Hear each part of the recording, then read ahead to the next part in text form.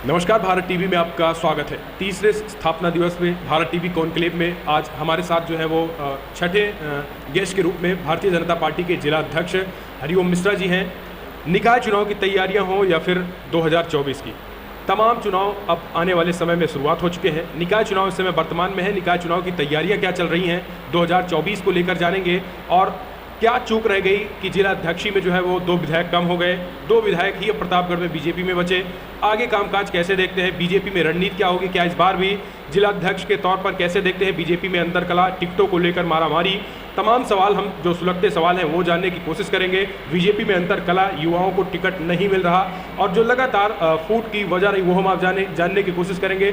जिला अध्यक्ष जी, सबसे पहले आपका स्वागत, आपने समय निकाला भारत टीवी के लिए। बहुत बहुत धन्यवाद। सबसे पहले तो मैं भारत टीवी को धन्यवाद देना चाहूँगा और आपने मुझे यहाँ बुलाया, इस डिबेट में आपने हमको सम्मिलित किया, इसके लिए मैं आपको बहुत बहुत धन्यवाद देता हूँ।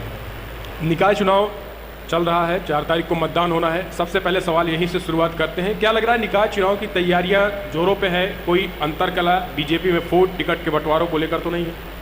नहीं, इस प्रकार की कोई अंतरकलह जैसी बात नहीं है। कुछ स्थानों पर अति महत्वाकांक्षी कार्यकर्ता जो टिकट मांग रहे थे और नहीं मिल पाया, तो बहुत सीमित 1-2 उंगली पर गिनने वाले ऐसे लोग हैं जो चुनाव लड़ रहे हैं। उनसे भी बातचीत करके और किंतु उनकी महत्वाकांक्षाएं हैं और वो उनकी महत्वाकांक्षाएं पूरी नहीं हुई, उसके कारण वो चुनाव मैदान में हैं। इनका कोई अपना अस्तित्व तो नहीं है, क्योंकि भारतीय जनता पार्टी एक विचारधारा की पार्टी है और वो विचारधारा को लेकर के संघर्ष करती है। नहीं, आप महत्वाकांक्षा की बात करते हैं। कुछ लोग कह रहे हैं कि बीजेपी प्राइवेट लिमिटेड कंपनी हो गई है, जो पैसा देगा, जो दूसरी पार्टियों से आ जाएगा उनको टिकट मिल जाएगा। जो ये कार्यकर्ता है उनका सम्मान नहीं है जो कार्य कर रहे हैं। ये तो आरोप लगाने के लिए कोई भी लगा सकता है। हमारे प्रदेश में या देश में आप कहीं भी उठा करके देख लीजिए तो कई कार्यकर्ताओं को अवसर मिला है। यही बगल की सटी हुई महानगर पालिका प्रयागराज है, वहाँ के जिलाध्यक्ष को वहाँ पर अवसर मिला है। मेयर का चुनाव एक साधारण सा कार्यकर्ता जो सभासद से वार्ड अध्यक्ष, वार्ड संयोजक से लेकर के और महानगर अध्यक्ष पे काम कर रहे थे, उनको पार्टी ने महापौर का प्रत्याशी अपना घोषित किया है। ऐसे ही प्रतापगढ़ जनपद में भी विधानसभा को ले लीजिए, उपचुनाव को ले लीजिए, हमारे उपचुनाव में जिले के भारतीय जनता पार्टी के जिला मंत्री रहे राजकुमार पाल जी को पार्टी ने प्रत्याशी बनाया, उनको विधायक बनाया।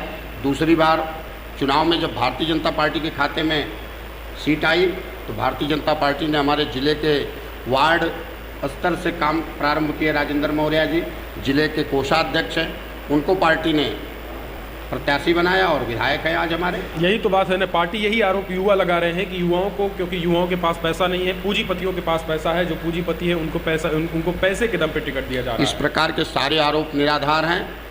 जितने भी प्रतापगढ़ में निकाय चुनाव की अगर बात करें तो पैसे के आकलन को लेकर के किसी को टिकट नहीं दिया गया है। टिकट जिताऊ कैंडिडेट यह प्राथमिकता दी गई है जिनका जनाधार है, जिनकी समाज में पकड़ है और जो जीत सकते हैं। क्योंकि 1 वर्ष बाद 2024 का लोकसभा चुनाव है और उसमें हम कोई भी चूक इस नगरीय निकाय चुनाव में नहीं छोड़ना चाहते और हम इसमें, जैसे अभी पंचायत चुनाव में हमने पूरे प्रदेश भर में एक बड़ी सफलता हासिल की, ऐसे ही हम नगरीय निकाय के चुनाव में प्रदेश भर में हम एक बड़ी सफलता हासिल करना चाहते हैं। यानी कोई अंतरकला नहीं है, निकाय चुनाव जीत की तरफ एक बार फिर से अध्यक्षी प्रतापगढ़ में मिलने जा रही है। निश्चित रूप से, निश्चित रूप से। क्या लग रहा है कि सबसे बड़े मुद्दे, क्योंकि जो मुद्दे थे वो जस के तस हैं, 30 सालों से लगातार बीजेपी का कब्जा है। ये कहा जा रहा है कि जाम की स्थिति जस की तस बनी है। सई नदी बेल्हा की जो पहचान बेल्हा देवी है उसकी सफाई नहीं हो पाई है। सड़कों पे जाम, पहले एक बारिश होती है तो नगर पालिका पूरी तरीके से प्रतापगढ़ भर जाता है। तो जब मुद्दे वही हैं, जाम वही है, तो फिर कैसे जीत होगी? क्या लगता है? नहीं, ऐसा नहीं है। लगातार कोई 5 बार ऐसे ही नहीं जीतता है।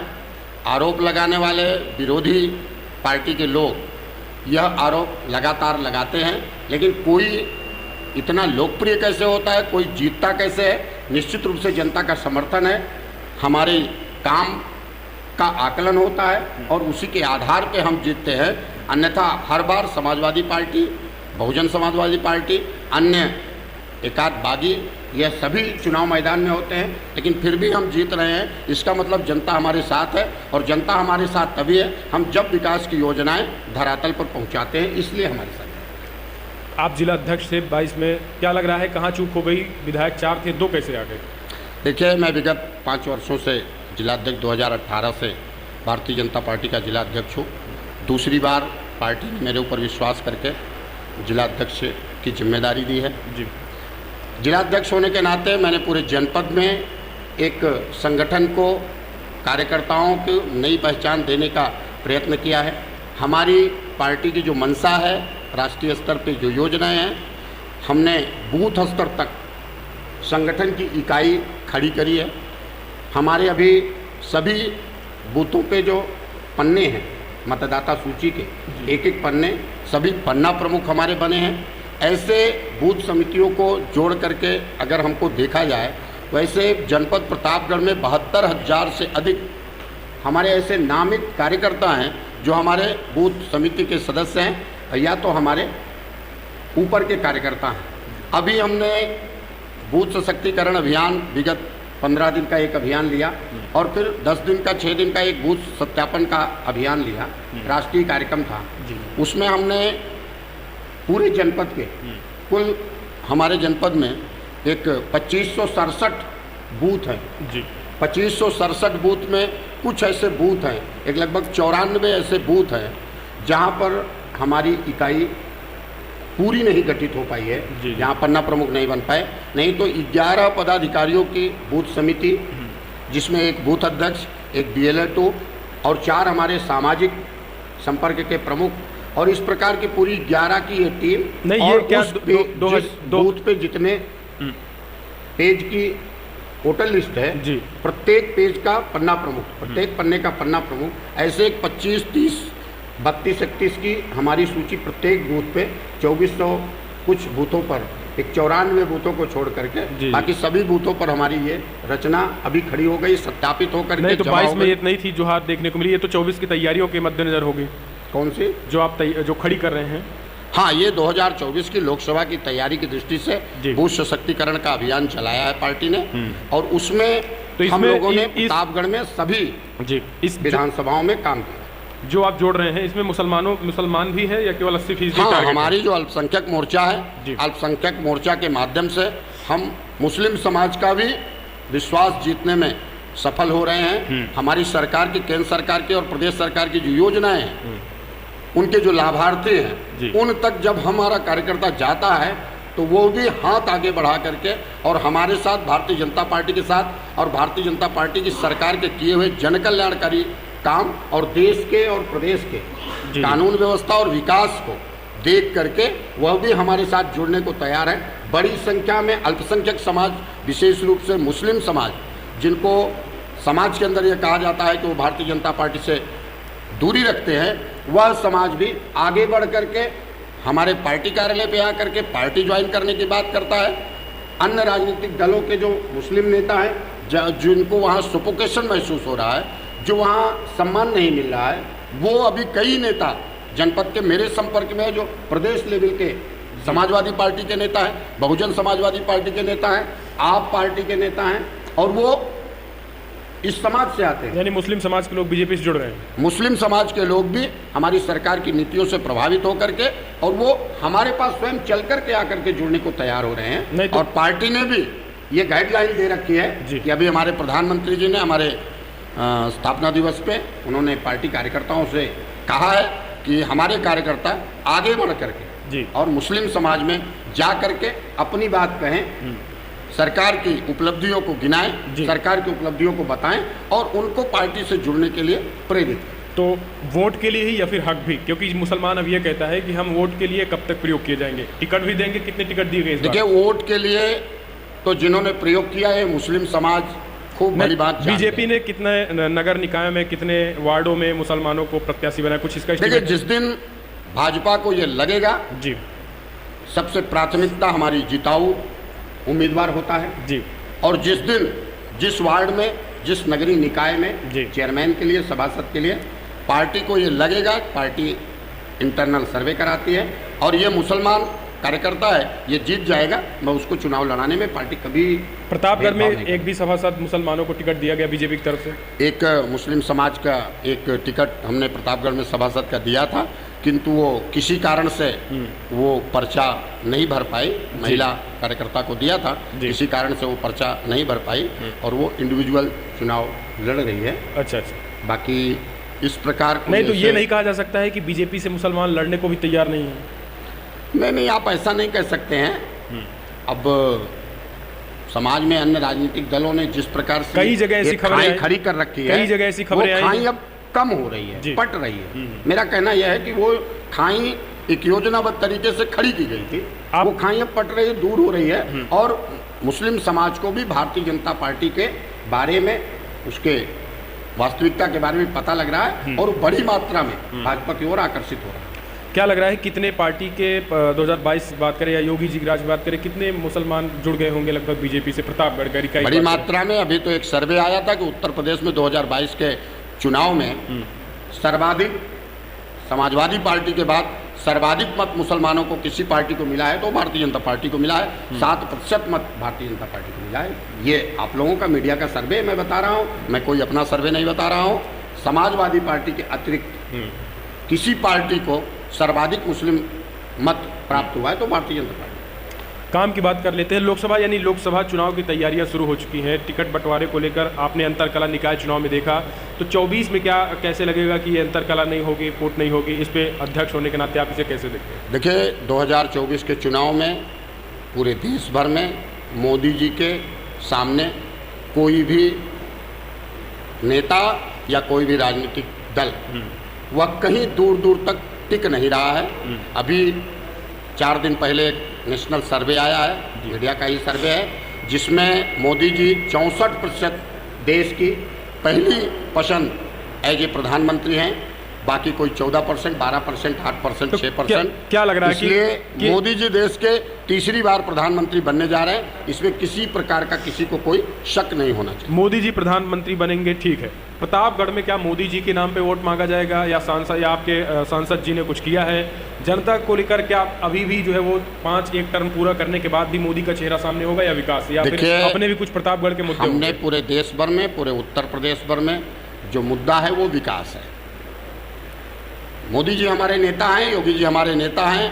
योगी जी और मोदी जी के कारण से सरकार की योजनाओं का भेदभाव रहित, भ्रष्टाचार रहित और सबका साथ और सबके विकास के आधार पर जो विकास की योजनाएं सुदूर अंदर गांव, गरीब, किसान, पिछड़ा, मजदूर तक पहुंचाने का काम मोदी जी ने और योगी जी ने किया है।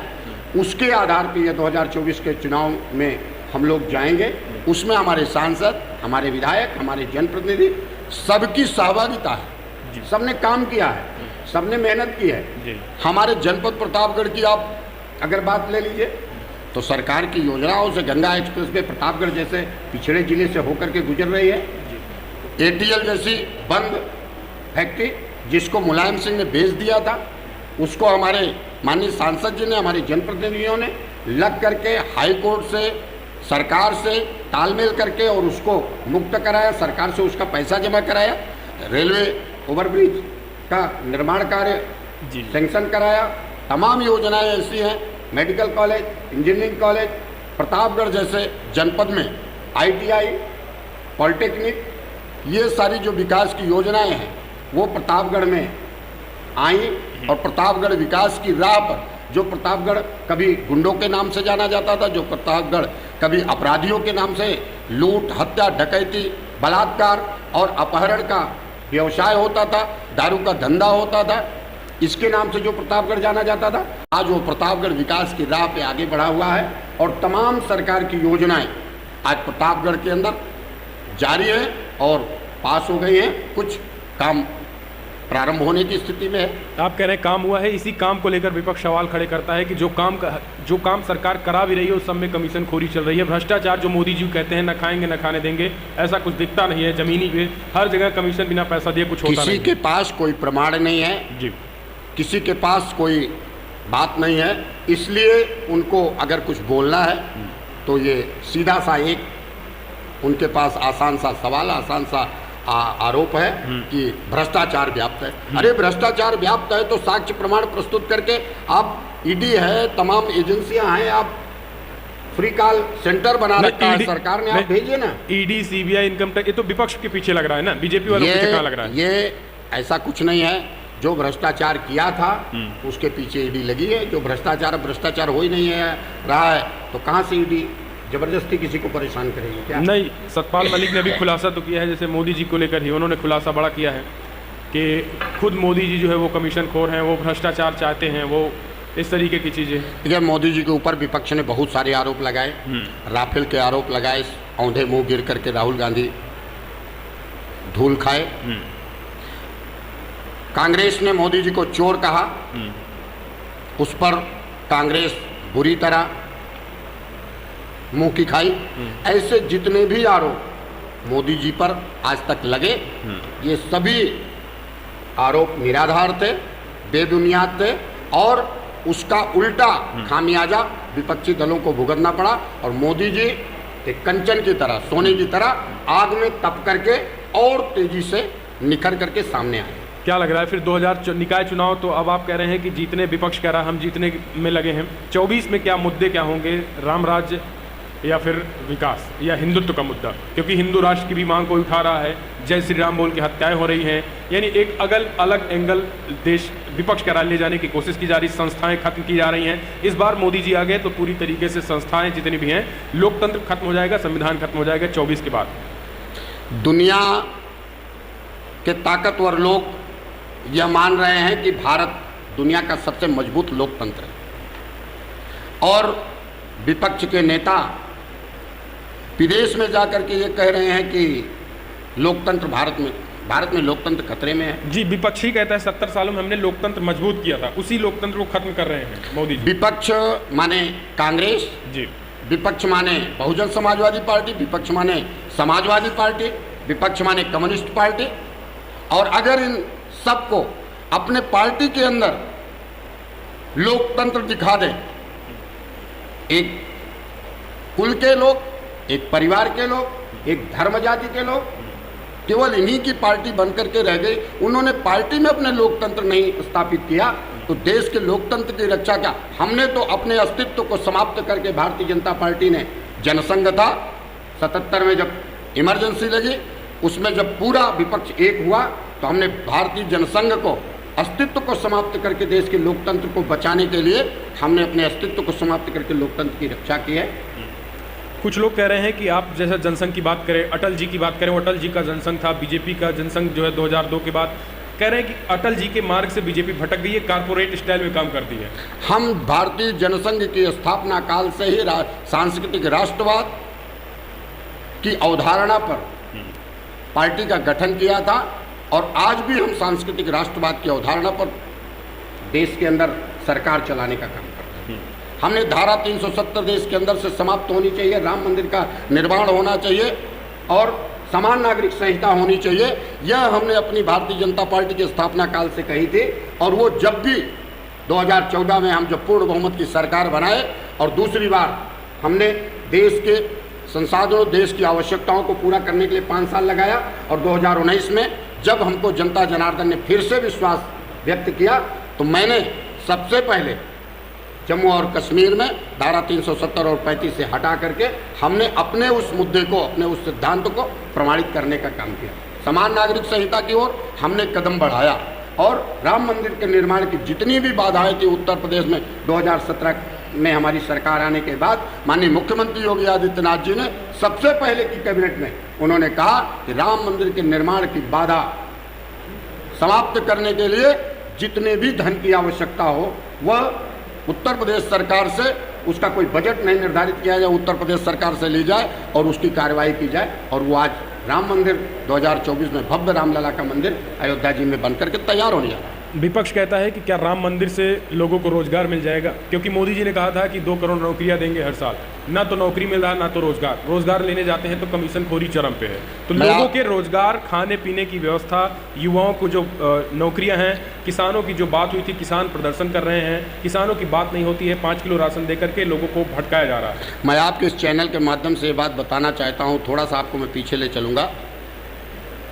जब हम लोग राम मंदिर बनाने की बात करते थे तो वहाँ पे यही लोग, विरोधी पार्टी के लोग कहा करते थे वहाँ शौचालय बनवा दिया जाए, वहाँ धर्मशाला बनवा दिया जाए, वहाँ स्कूल बनवा दिया जाए, वहाँ अस्पताल बनवा दिया जाए, वहाँ हवाई अड्डे बनवा दिया जाए, वहाँ रेलवे स्टेशन बनवा दिया जाए, जिससे कि इस देश के विकास बने। ये तो लेकिन आज मोदी सरकार और उत्तर प्रदेश की योगी सरकार राम मंदिर भी बनवा रही है, काशी कॉरिडोर भी बनवा रही है, मथुरा और विंध्याचल का कॉरिडोर भी बनवा रही है, और साथ साथ रेलवे स्टेशन का भी सौंदर्यीकरण हो रहा है।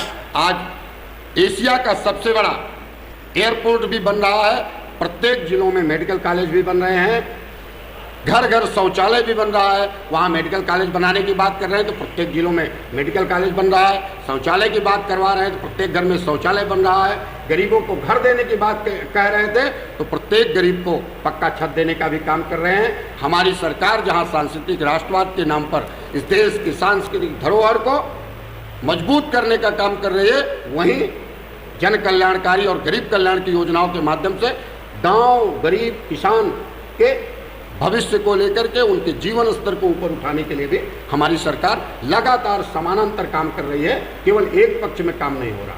तो यानी सबका साथ सबका विकास हो रहा है। सबका साथ और सबका विकास हमने किया, इसीलिए हमने सबका विश्वास अर्जित किया, और माननीय प्रधानमंत्री जी ने सबके प्रयास का आग्रह 75वीं वर्षगांठ पर हम अपने अमृत भारत की आज़ादी के अमृत महोत्सव जब हमने मनाया तो देश के यशस्वी प्रधानमंत्री जी ने भारत की 75वीं वर्षगांठ पर उन्होंने कहा कि हमारा सबका प्रयास, जो 140 करोड़ देश की जनता जनार्दन है, वह सबके प्रयास से हम आत्मनिर्भरता की ओर आगे बढ़ रहे हैं। भारत आज 6ठी से 5वीं अर्थव्यवस्था बनकर के खड़ा हुआ है। आज हम निर्यातक देश की श्रेणी में आगे बढ़ रहे हैं। आज हमारी अर्थव्यवस्था मजबूत हो रही है। आज हम जो सामान आयात करते तो उसका निर्यात कर रहे हैं। हम देश के निर्यातक देशों के श्रेणी में आज खड़े हो रहे हैं। देश का सर्वांगीण विकास हो रहा है।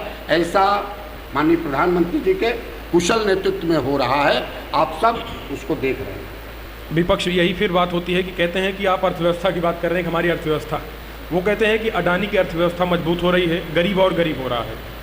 अंबानी की अर्थव्यवस्था मजबूत हो रही है, देश का नहीं। मोदी अपने मित्रों की अर्थव्यवस्था मजबूत कर रहे हैं और वही पैसा लेकर विदेश भाग रहे हैं। जनता और किसान जस का तस जहाँ 2014 में था, वही युवा 2014 में जहाँ था वहीं पे आज भी है, किसान भी वही है, केवल मित्र काल चल रहा है। मोदी जी के आने के बाद जो लोग विदेश भागे हैं वो सब कांग्रेस के यूपीए के 10 साल के शासन काल में लूटे हुए धन को लेकर के भागे हैं। तो मोदी जी कौन लाएगा उनको? शासन काल में कोई भी भागा नहीं है। जिस अडानी की ये बात कर रहे हैं वो अडानी ने अभी उसने अपनी सारी व्यवस्थाएं दी है।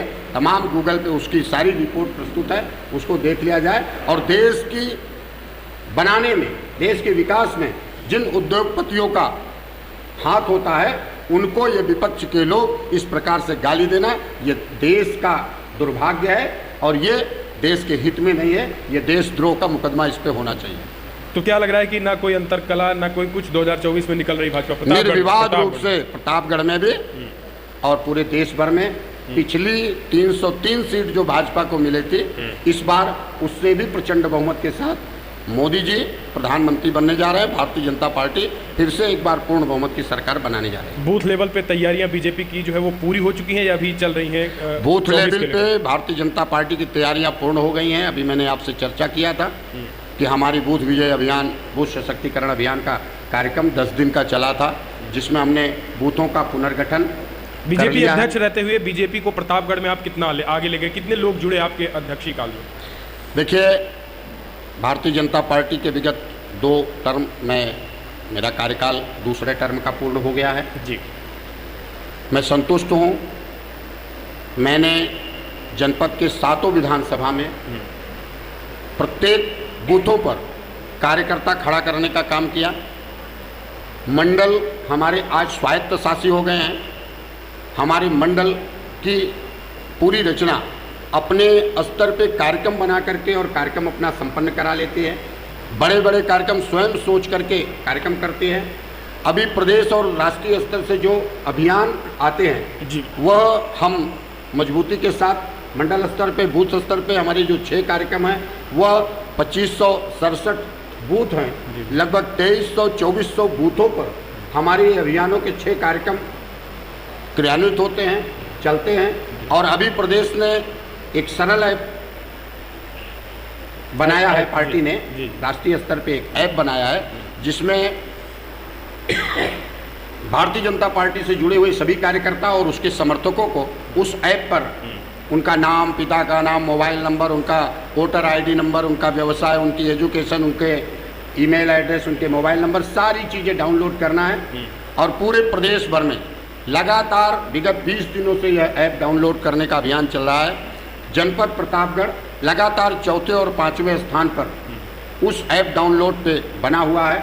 यह सूचना जिले की नहीं, क्योंकि वो ऐप है, ऐप पे जितने लोग उसको डाउनलोड करते हैं, अपनी सारी 100% डिटेल उसमें भरते हैं, वो सीधे राष्ट्रीय कार्यालय को जाती है और राष्ट्रीय कार्यालय कुल मिला के लोग रिपोर्ट देती है। तो उस रिपोर्ट के आधार पे मैं बता रहा हूँ कि पूरे उत्तर प्रदेश में हमारे 98 जिला इकाइयाँ हैं संगठन की दृष्टि से। 98 में चौथे और पाँचवें स्थान पे लगातार प्रतापगढ़ है। आप इससे आकलन कर सकते हैं कि जनपद प्रतापगढ़ का संगठन कितना जिम्मेदार और कितना भरोसे के साथ नीचे काम कर रहा है। हम इससे बड़ा उदाहरण नहीं दे सकते। तो निकाय चुनाव में बिना किसी अंतर कलह, बिना किसी फूट के इस बार जीत हो रही है? निश्चित रूप से निकाय चुनाव में 18 नगर पंचायतें और 1 नगर पालिका में हम सभी नगर पंचायतों में और नगर पालिका में चुनाव जीत रहे हैं। या तो कहीं कोई परिस्थिति अगर बनेगी तो हम दूसरे नंबर पे रहेंगे, कहीं भी हम तीसरे नंबर की लड़ाई नहीं लड़ रहे हैं। या तो कोई हमसे लड़ रहा है या हम किसी से लड़ रहे हैं। तो क्या लग रहा है कि